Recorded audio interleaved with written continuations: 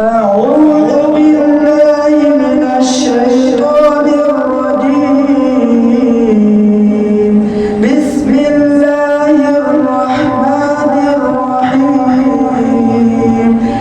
وإذ قال الله يا عيسى ابن مريم أأنت قلت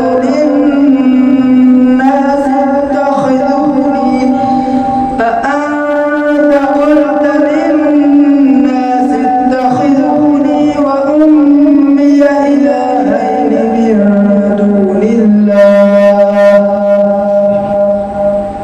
وإذ قال الله يا عيسى ابن مريم أأنت قلت للناس اتخذوني وأمي